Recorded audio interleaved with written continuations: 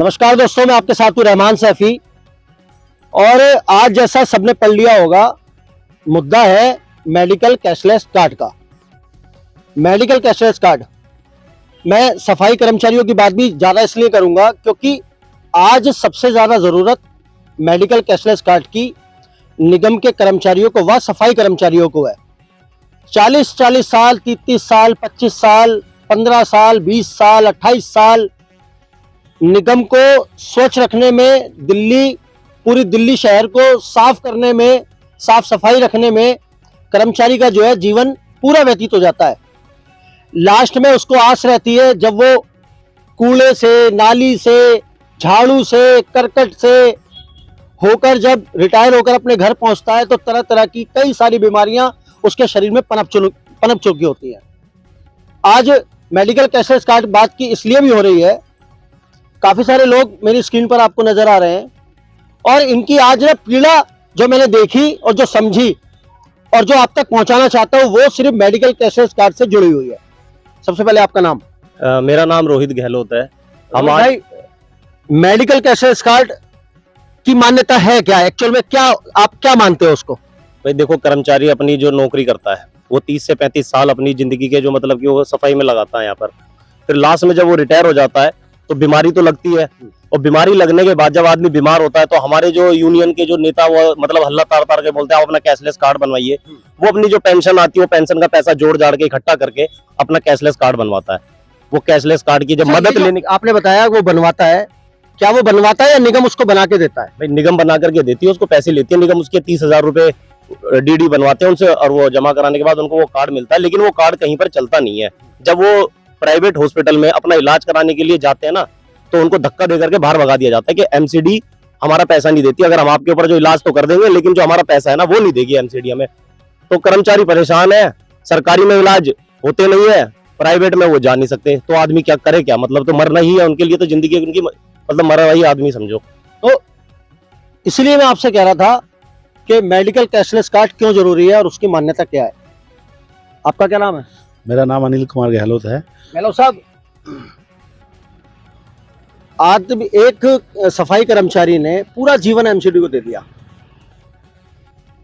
एक महज 30,000 रुपए भी लिए जा रहे हैं उससे, जबकि वो उसको फ्री मिलना चाहिए, लेकिन निगम की पॉलिसी शायद पता नहीं कैसी है, मुझे तो आज तक समझ नहीं आता कैसी है। क्या समझते हो कि निगम क्या कर रहा है कर्मचारी के साथ? निगम तो कर्मचारियों को मरने के लिए छोड़ रहा है, क्योंकि अभी तक आप देख लो कर्मचारी के लिए कोई सुविधा नहीं है। क्योंकि सबसे जो गंदा काम है, घिनौना काम जो है सफाई कर्मचारी करता है इस देश के अंदर। सीवर में वो उतरता है, नालियों में उतरता है, कुत्ता मर जाए, गाय मर जाए तो एमसीडी उठाती है। उसके बाद उनको कोई बीमारी लग जाए, मैं यही तो जो हमारे जयपाल प्रधान जी हैं, अब उनको कोई एडमिट नहीं ले रहा, उनको टीबी की प्रॉब्लम है और प्रॉब्लम भी ज्यादा है। वो हर हॉस्पिटल में लेके जाते तो उन्हें मना कर देते हैं।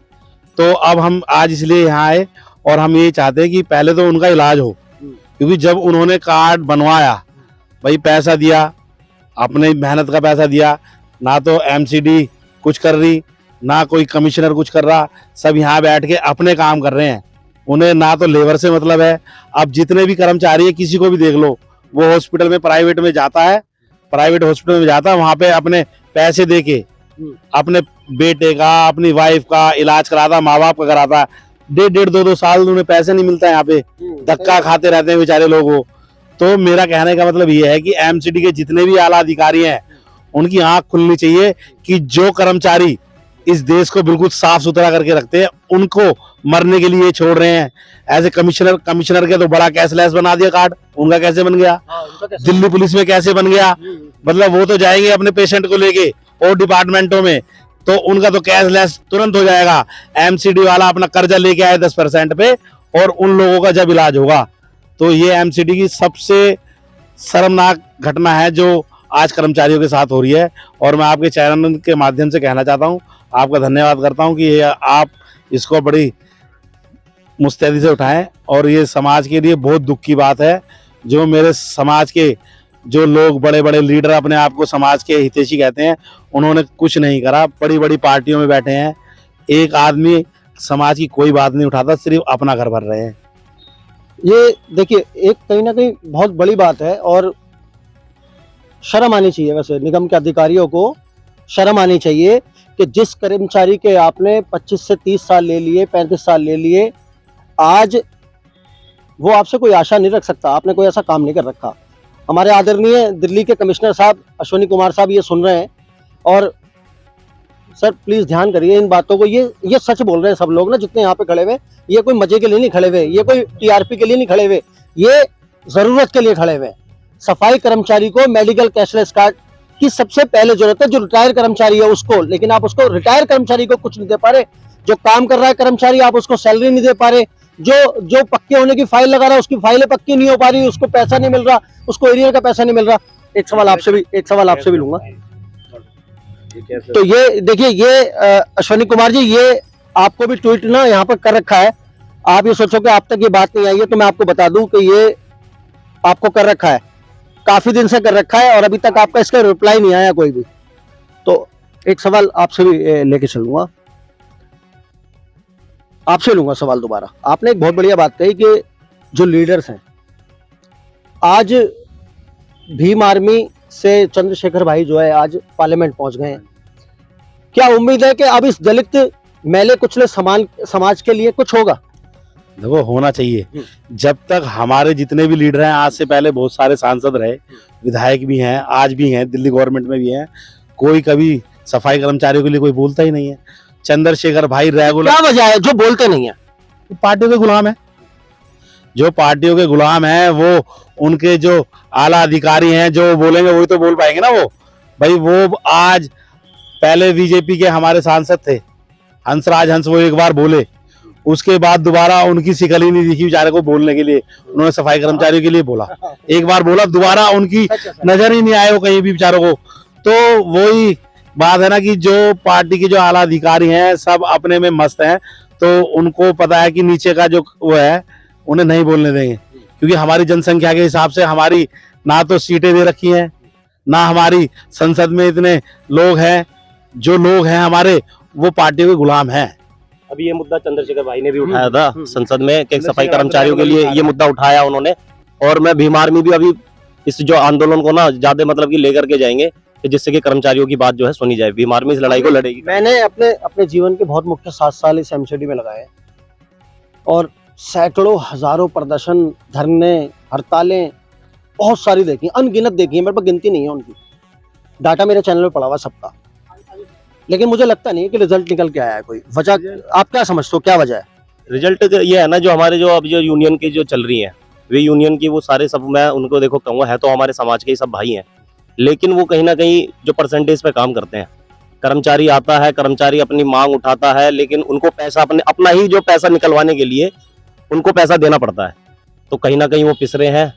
तो ये आवाज जो है कभी मतलब कि नहीं उठेगी, मेरा मानना ये है। लेकिन जिस दिन अगर ये भीम आर्मी ने ये पीड़ा उठा लिया ना, तो ये उस मामले को हम पूरा लेकर के जाएंगे, और भीम आर्मी करेगी इस काम को।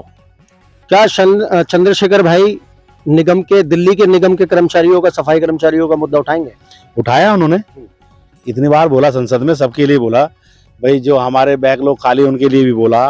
जो नौकरियां पक्के नहीं हो रहे 30 साल से, अभी देख लो ना, इतने सारे 20 साल से हमारे लोगों के लिए नौकरी नहीं है भाई। दिल्ली के अंदर हर कॉलोनी के अंदर आप चले जाओ, जो एक 50 गज का मकान था उसका एक मालिक था, आज उसमें 5 फ्लैट हैं। लोगों को ये नहीं पता कि इतना टन गार्बेज जो पहले था, उससे ज्यादा टन गार्बेज आज उठ रहा है। कर्मचारी कम होते जा रहे हैं, पर लोग कहते हैं कि काम नहीं हो रहा। ये कूड़ा कैसे उठ रहा है भाई? ये कूड़ा जब ही तो उठ रहा है जब कर्मचारी गलियों से उठा रहा है, उसको खत्ते पे डाल रहा है। भाई खत्ते से जेसीबी से भरा जा रहा ना, पर लोग कह रहे हैं कि भाई काम ही नहीं कर रहे हैं।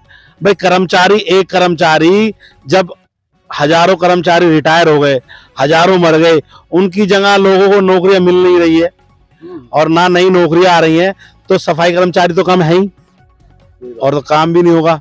तो ये मुद्दा है, ये सोचना चाहिए, हमारे नेताओं को भी सोचना चाहिए, और जो हमारे विधायक हैं, सांसद हैं, उन्हें आवाज उठानी चाहिए। जब तक हमारे पार्षद हैं, पार्षद नहीं बोलते, बोलना चाहिए ना भाई। एक वार्ड में 500 कर्मचारी मानो, उसमें से 250 चले गए, तो काम तो बढ़ गया ना, या नहीं बढ़ा? तो वो लोग उसको नहीं सोच रहे हैं कि भाई आदमी कम है। भाई आदमी कम है जब भी तो काम नहीं हो रहा, और काम क्यों नहीं हो रहा, काम भी इतना हो रहा है। एक सबसे बड़ी वजह की बात ये भी है कि कम आदमी भी इतनी हिम्मत कर रहे हैं कि सारा काम निपटा रहे हैं, वो शिकायत भी नहीं कर रहे नहीं कर रहे नहीं कर रहे ना, उन्हें पता ना, देखो भाई इतने धरने, आपने बोला ना 700 धरने प्रदर्शन हो गए, प्रदर्शन धरने होने के बाद भाई सफाई कर्मचारी तो आते हैं लोग, भाई इतनी भीड़ में लोग वहां जाते हैं, जाने के बाद वहां सिर्फ एक जो लीडर होता ना वो अपना बेनिफिट लेके अंदर से आ जाता है और धरना वहीं समाप्त हो जाता है। उसके बाद ना तो जो बेचारी जनता, उन्हें पता लगता क्या हो रहा है, लीडर अपना काम दिखा के अपने काम घर चले जाते हैं। लीडर तो बेचारा वहीं के वहीं जो आप जो है निगम के कर्मचारी हैं क्या? हाँ, मैं भी निगम का कर्मचारी हूँ। देखिए और दीना भाना फेडरेशन का भी मैं वो हूँ। दीना भाना जो भीम आर्मी की एक फेडरेशन है उसके अंदर मैं कार्यरत हूँ, ठीक है, वर्कर भी हूँ, और मैं एमसीडी में भी कर्मचारी हूँ। पर हमारा ना बहुत दुख की बात है, हमारा आई कार्ड आज, जो पहले आई कार्ड से टेस्ट हुआ करते थे वो आई कार्ड नहीं बन के आ रहे, कई कई साल हो गए आई कार्ड के दे रखे हैं। पहले हम भाई बच्चे की तबीयत खराब हो गई, मेरी तबीयत खराब हो गई तो हम जाते थे तो कुछ पैसे लेस हो जाते थे जो हम टेस्ट कराते थे। अब वो आई कार्ड नहीं है, आई कार्ड जो पुराना है उसे देख के वो कहते हैं कि भाई ये चलेगा नहीं। अब साल 2-2 साल हो गए आई कार्ड नहीं बने, तो और एमसीडी में काम क्या हो रहा है?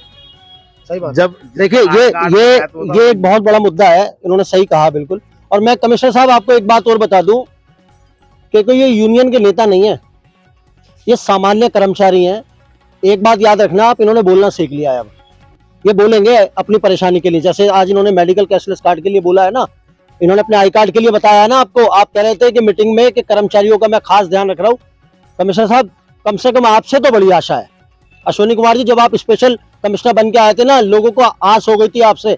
क्या अब आप उनकी आस पे खरे उतरोगे, नहीं उतरोगे, वो अब आपको देखना है। कर्मचारी आपकी जय जयकार करेंगे या मुर्दाबाद के नारे लगाएंगे, ये आपको तय करना है। तो दोस्तों बने रहिए हमारे साथ, मिलते हैं आपसे अगली खबर में। जब तक के लिए जय हिंद, जय भारत, जय संविधान।